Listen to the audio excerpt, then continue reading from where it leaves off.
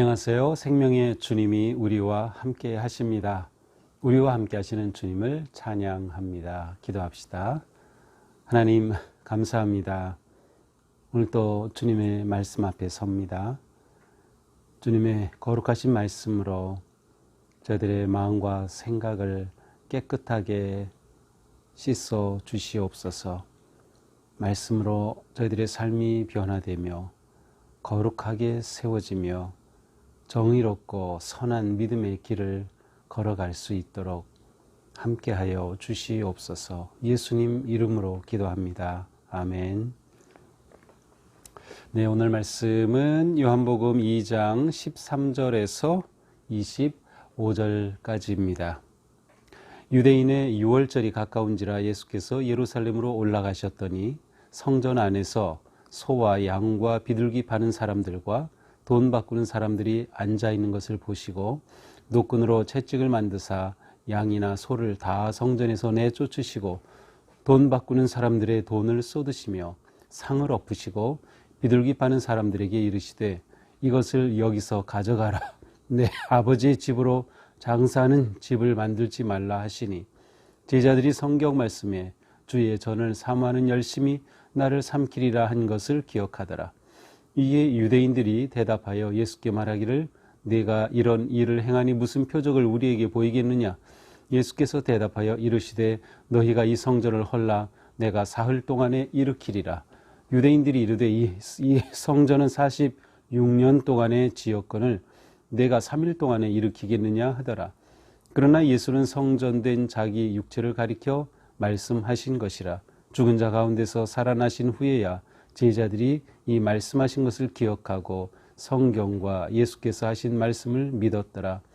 유월절에 예수께서 예루살렘에 계시니 많은 사람이 그의 행하시는 표적을 보고 그의 이름을 믿었으나 예수는 그의 몸을 그들에게 의탁하지 아니하셨으니 이는 친히 모든 사람을 아심이요 또 사람에 대하여 누구의 증언도 받으실 필요가 없었으니 이는 그가 친히 사람의 속에 있는 것을 아셨음이니라. 아멘.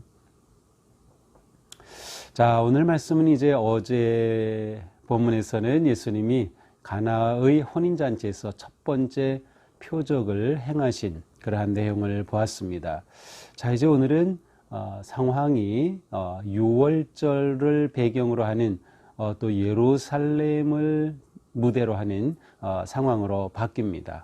13절 유대인의 유월절이 가까운지라 예수께서 예루살렘으로 올라가셨더니 자, 유월절이 되면 모든 유대인 남자들은 성전으로 예루살렘으로 가서 그 절기를 지켜야 했죠. 특별히 유대인의 3대 절기였던 유월절, 77절, 장막절에는 유대인 남자들은 예루살렘으로 가야 하는 그러한 그 신앙 생활을 했었어요. 그래서 예수님도 당연히 6월절에 예루살렘으로 올라가시죠. 근데 이제 재미있는 것은 이제 요한복음은 이렇게 예수님이 6월절에 올라가신 모습이 예수님의 사역 초기부터 나옵니다. 실제로 요한복음에서는 예수님이 공생의 3년 동안 매번 6월절을 지키러 예루살렘으로 올라가셨고 또 6월절만이 아니라 다른 절기를 지키러도 예루살렘으로 올라가신 내용이 반복적으로 나오고 있어요. 그런데 마태, 마가, 누가복음에서는 예수님은 6월절에 딱 한 번, 맨 마지막 십자가에 달려 돌아가시는 그 사건이 있는 그때에 한 번 올라가신 것으로 기록되어 있습니다. 글쎄요, 아마 요한은 예수님의 6월절 그 성전 또 아니면 예루살렘 방문을 모두 그대로 기록한 반면 마테마가 누가는 예수님의 십자가와 부활에 초점을 두어서 첫 해, 둘째 해에 가셨던 것은 기록하지 않은 것으로 볼 수 있겠습니다. 자, 어쨌든 이렇게 예수님이 6월절을 지키러 예루살렘으로 올라가셨습니다. 자, 그런데 14절 성전 안에서 소와 양과 비둘기 파는 사람, 돈 바꾸는 사람 앉아있는 것을 보시고 노끈으로 채찍을 만드사 양이나 소를 다 성전에서 내쫓으시고 돈 바꾸는 사람의 돈을 쏟으시며 상을 엎으시고 자, 성전에 가셨는데 그 성전에 보니까 많은 사람들이 거기서 장사를 하고 있는 겁니다. 무슨 일을 합니까? 소, 양을 팔고 비둘기를 팔아요. 이것이 왜 필요한가 하면 성전에서 제사를 드리려면 동물이 필요했죠. 또 동물도 흠이 없는 그러한 동물이어야 합니다. 제사로 드릴 것은 흠이 없이 깨끗해야죠. 그런데 멀리에서 유대인들이 예루살렘에 와서 성전에서 제물을 드리려고 그러한 동물들을 직접 가져오다 보면 상하게 되고 정한 그런 제물이 될 수 없는 경우가 많이 있었고요. 또 그렇게 가지고 오는 것도 불편하고, 그러니까 이 성전 바깥, 아주 가장 바깥들이죠. 이방인의 뜰로 불리는 이러한 바깥들에서 장사를 하는 것이 이 당시에 일반적인 그러한 관행이었습니다. 그러니까 이런 행위 자체는 그 당시의 관습으로는 당연한 그러한, 어떻게 보면 합법적인 그러한 일이었죠. 또 돈을 바꾸는 환전상들이 있었어요. 그것은 성전에 드리는 그 돈은 구별되어 있어요. 아무 돈이나 받지 않았습니다. 그 당시에는 이제 성전에는 속전의 세겔로 반 세겔을 드려야 했는데, 예수님 당시에 성전 세겔로 받은 돈은 2로의 은화였다고 합니다. 그러니까 이렇게 환전사항이 있어야 성전에 낼 수 있는 그러한 돈으로 환전을 할 수 있는 겁니다. 어떻게 보면 이러한 것들은 다 필요에 의해서 생긴 것들이었죠. 제사를 드리기 위해, 또 성전 세계를 드리기 위해 필요한 그러한 것들이었는데, 예수님은 이것을 보시고서 노끈으로 채찍을 만드시고 이들을 다 내쫓으십니다. 환전상들의 상을 뒤엎으십니다. 그리고 이렇게 말씀하셔요. 이것을 여기서 가져가라. 내 아버지의 집으로 장사하는 집을 만들지 말라. 내 아버지의 집으로 장사하는 집을 만들지 말라. 내 아버지의 집을 탐욕의 자리로 만들지 말라. 사람의 탐욕을 채우는 곳으로 만들지 말라고 하셔요. 자, 왜 이런 말씀을 하셨을까요? 제사를 드리기 위해 제물을 준비하고 환전하는 것 자체가 문제였던 건 아니에요. 그런데 이 당시 성전을 관리하고 맡고 있는 종교인들, 이제 사두개인들인데요. 이들은 이러한 환전을 통해서, 또 동물을 사고 파는 이러한 행위를 통해서 많은 이득을 취하고 있었어요. 그러니까 정말로 하나님께 예배하고자 하는 마음에 관심을 두기보다는 이러한 것을 통해 이득을 챙기고, 또 사람들도 이것에 그냥 생각 없이 편리를 따라서 그저 동물을 사고 환전하고 하는 일에 익숙해져 있었던 것이죠. 그러니까 예수님은 이것을 그냥 두실 수가 없었던 것입니다. 예수님은 이것을 바로 잡으시려는 것이죠.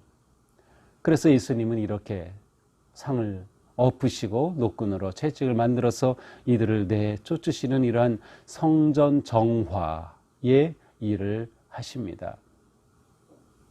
자, 이 성전 정화에 관해서도 이제 공관복음과 좀 차이가 있어요.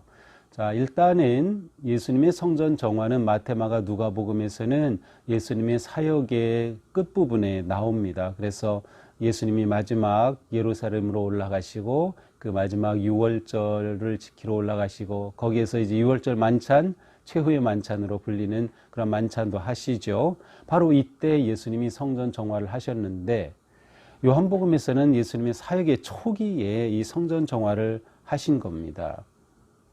그러면 어느 것이 맞을까? 근데 아직 학자들 간에 하나로 난 결론은 없어요. 근데 저는 어떤 쪽을 생각하는가 하면, 성전 정화 사건이 2번 있었다. 그래서 예수님 사역 초기와 또 예수님 사역 마지막, 예루살렘 올라가셨을 그때 2번 있었던 것이 아닐까. 그래서 요한복음에서는 이 첫 번 사건의 중점으로, 또 마태, 마가, 누가에서는 2번째 행하셨던 것을 중점으로 기록한 것이 아닌가. 왜냐하면 이때 예수님이 하신 행동에 대한 그 사람들의 반응이 처음에 하셨을 경우에는 좀 약합니다. 그런데 마지막에는 아주 사람들이 엄청 분노하면서 예수님을 대항하는 것을 볼 수 있어요. 자, 그리고 이제 20절에 가서 보면 이런 말씀이 나옵니다. 유대인들이 이르러 이 성전은 46년 동안의 지었건을 내가 3일 동안에 일으키겠느냐. 자, 46년간 지금 이 성전을 짓고 있는 상황이에요. 실제로 이 성전은 헤롯 성전이라고 불리는데 이 성전이 완성된 것은 예수님이 부활하신 훨씬 이후입니다. 그래서 63년에 이 성전이 완성이 돼요. 그러니까 예수님이 이 성전 정화 사건을 하셨을 때 바로 46년째 짓고 있다는 뜻이에요. 이것을 실제로 이건 역사적 사건이기 때문에 실제로 계산하면 이때가 28년입니다.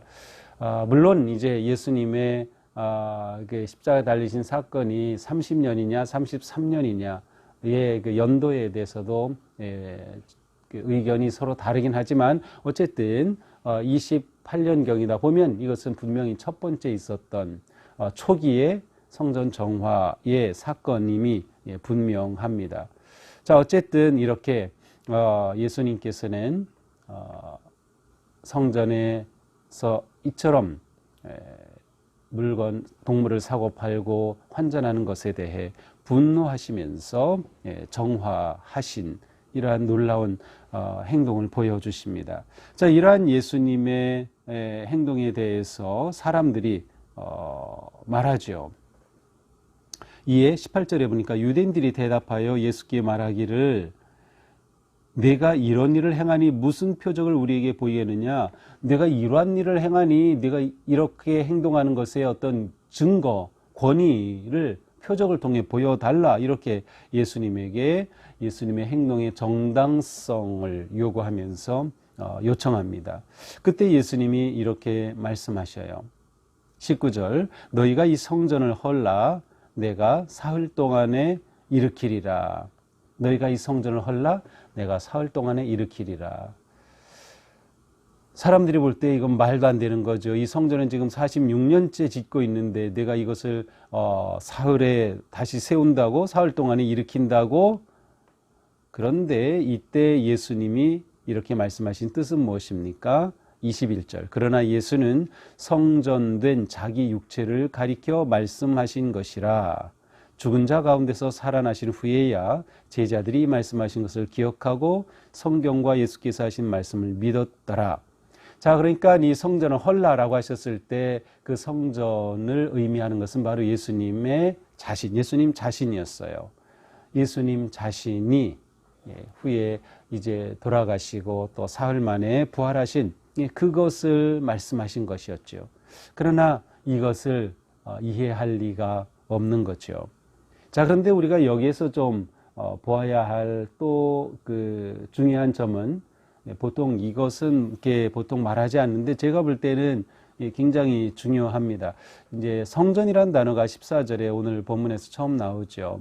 성전 안에서 이때 이 성전은 히에론이라는 단어입니다. 이것은 건물을 가리키는 단어예요. 성전이라고 하는 이 건물. 그래서 이제 건물 가장 바깥에 있는 이방인의 뜰에서 이렇게 장사하고 환전하는 일이 있었죠. 자, 그런데 예수님께서 말씀하시죠. 19절 너희가 이 성전을 헐라. 그리고 20절 유대인들의 이 성전은 이렇게 19절, 20절, 21절에 계속 나오는 성전이란 단어는 앞에서 말한 히에론이란 단어가 아닙니다. 히에론은 건물을 말하지만 여기에서 성전은 나오스라는 단어예요. 완전히 다릅니다. 그러면 나오스는 무엇인가? 성소라는 뜻입니다. 그러니까 이 용어 자체에서도 예수님은 이 건물 성전을 헐라 내가 사흘 안에 세우겠다 그런 뜻이 아니었고요. 성소를 헐어라 내가 사흘 안에 세우겠다 그런 의미였어요. 직역하면. 성소, 하나님의 임재하심을 의미하는 바로 그 가장 성전의 핵심인 성소를 말하죠. 예수님께서는 바로 그 성소라는 단어를 사용하셨어요. 자, 예수님은 곧 하나님께서 이 땅에 오신 하나님이셨어요. 우리가 요한복음 시작할 때 태초에 하나님이 계셨고 예수님은 창조주 하나님으로 함께 하셨던 그분이시다는 걸 봤죠. 말씀 로고스가 되어서 우리 가운데 오신 임마누엘 하나님이 곧 예수 그리스도이셔요. 그러므로 예수님이 곧 자신이 성소입니다. 하나님의 임재하심, 하나님 그분의 임재하심을 상징하는 그 성소는 곧 예수 그리스도인 거죠. 하나님께서 인간의 몸을 입고 오신 그분이 곧 성소예요. 그래서 예수님께서 이 말씀을 하셨을 때 그것은 곧 성소이신 자신을 가리켜 하신 그러한 말씀이었습니다. 제자들은 예수님의 이러한 모습을 보면서 성전 정화하시는 모습을 보면서는 시편의 말씀이 떠올랐어요. 저는 사모하는 열심히 나를 삼키리라 시편 69장 9절에 있는 말씀이 떠올랐었고, 또 예수님이 이렇게 성전을 헐라하신 말씀은 나중에 예수님이 부활하신 후에야 이러한 뜻이었구나라고 깨달았다고 하는 것이죠. 자, 23절, 6월절에 예수님께서 예루살렘에 계시니 많은 사람이 그 행하시는 표적을 보고 그 이름을 믿었으나, 이렇게 이제 6월절에 성전 정화도 하시고 예루살렘에 머무시는 동안 예수님이 여러 표적을 행하셨어요. 요한복음에 예수님이 행하신 표적이 구체적으로 나오는 것은 7개가 나오는데, 여기에서는 그 내용은 말씀하지 않아요. 표적을 행하셔서 사람들이 예수님을 믿게 되었어요. 그러나 예수님은 그 몸을 그들에게 의탁하진 않으셨다. 그들에게 맡기고 그들에게 의존하진 않으셨어요. 왜냐하면 그들의 마음을 아셨기 때문에, 그들의 마음이 아직 불완전하고 예수님은 사람을 의지하실 필요가 없으셨기 때문에 그렇게 하셨던 것이죠. 자, 이것이 바로 예수님의 첫 번째 성전 정화 사건, 아니면 첫 번째 6월절 예루살렘 방문에 있었던 사건을 이렇게 전해주고 있습니다. 자, 오늘 말씀을 보면서 우리는 무엇보다도 바른 성전 신앙을 회복해야 하겠다. 성전 신앙을 바르게 회복해야 하겠다 하는 것이죠. 자, 성전은 무엇이죠? 우리는 보통 성전하면 건물을 자꾸 생각합니다. 구약에서 성전하면 물론 건물이죠, 당연히. 그런데 우리는 교회할 때 교회를 건물의 이미지보다 그리스도의 몸의 이미지로 보는 것이 매우 중요하다는 것이에요. 실제로 성전이 성전인 것은 하나님이 그곳에 거하시기 때문이죠. 성소, 지성소가 있기 때문에 성전인 거예요. 그처럼 하나님이 계심, 또 하나님이신 예수님께서 곧 성소, 그분 자신이기 때문에 우리가 성전 신앙을 회복한다라고 하는 것은 바로 우리 안에 하나님 되신 예수 그리스도, 그분이 우리의 주인이 되시고 우리의 중심이 되시고 예수 그리스도를 통하여 하나님을 예배하고 또 예수 그리스도를 경배하는 그것이 진정한 성전의 모습이에요. 예배가 바르게 회복된 모습. 그러나 성전이라고 하는 건물이 중요하지 않은 것은 아닙니다. 우리가 코로나 되면서 성전인 건물의 의미가 그것보다 진정한 교회의 의미는 바로 교회의 중심이신 예수 그리스도, 또 그 하나님을 예배함이라고 많이 얘기를 했는데, 그렇다고 건물이 중요하지 않은 것은 아닙니다. 왜냐하면 건물은 하나님의 공동체를 상징하고 또 하나님의 공동체가 예배하기 위한 시설이기 때문에 그래요. 시설은 필요한 거죠. 문제는 예수님 그때에 그 시설을 사람의 탐욕의 자리로 잘못 사용했다는 거예요. 그러니까 예수님은 건물 자체를 무시한 것이 아니에요. 내가 성소를 세우겠다고 하셨어요. 건물을 무너뜨리라고 하신 것이 사실은 아니었던 것이죠. 그래서 우리는 예배하기 위한 예배 공간을 잘 준비하는 것도 중요하고, 예배가 하나님 앞에 바르게 드려지도록 시설을 깨끗하게 관리하는 것도 매우 중요합니다. 그러나 그 모든 것의 중심은 바로 예수 그리스도 그리고 하나님 예배다라고 하는 것을 우리가 생각하면서 진정한 성전 신앙을 회복해야 하겠다. 또한 성전하면 사도 바울은 고린도전서 3장 16절에서 너희가 성전인 것을 알지 못하느냐, 하나님의 성령이 거하시는 성전이다. 그래서 성전신앙이라고 할 때는 내가 성전이다라고 하는 그러한 믿음 또한 중요합니다. 그렇습니다. 우리 안에 하나님의 영이 계시기 때문에 우리가 성전이 되는 겁니다. 또 우리가 모인 교회가 그리스도의 몸을 이루는 성전인 거죠. 이렇게 우리는 우리 자신과 그리스도의 몸을 거룩하게 세워가야 한다. 그렇다면 예수님이 이날 성전 정화하셨는데 내게서 정화해야 할 것이 없는가? 우리는 돌아봐야 합니다. 내가 성전이라면, 내 안에 하나님의 거룩한 영이 계시기에 내가 성전되었다면 내가 거룩하게 하나님 앞에 드려질 그러한 몸으로서 내가 정화해야 할, 깨끗하게 해야 할, 돌이켜야 할, 회개해야 할 것이 내게 없는가? 우리는 돌아보아야 할 것입니다. 우리 안에 있는 탐욕과 이기심과 온갖 정욕과 세상의 것들을 깨끗이 정화할 때 우리는 하나님 앞에 거룩하게 드려진 산 제물의 성전이 되어가는 것이죠. 그리고 이러한 우리가 모일 때 우리 동수교회는 하나님께서 기뻐 받으시는 진정한 예배가 드려지는 믿음의 공동체, 거룩한 공동체로 세워져 가는 것입니다. 오늘 하루 사는 동안에도 내가 성전이다 라는 그러한 생각을 잊지 말고 하나님의 영이 거하시는 성전으로 거룩한 하루를 아름답게 살아가는 우리 모두가 되기를 주님의 이름으로 축복합니다. 기도합시다. 하나님, 오늘 말씀을 통해 예수님께서 성전을 정화하셨던 그 사건을 보았습니다. 그렇습니다. 우리 속에도 예수님이 오셔서 내쫓으시고 정화하셔야 할 것들이 있음을 봅니다. 주님, 이 시간 저희의 마음을 깨끗게 하여 주시고 그리스도의 보혈로 씻어주시고 저희가 빠졌던 욕심과 욕망과 탐욕으로부터 자유케 하여 주시옵소서.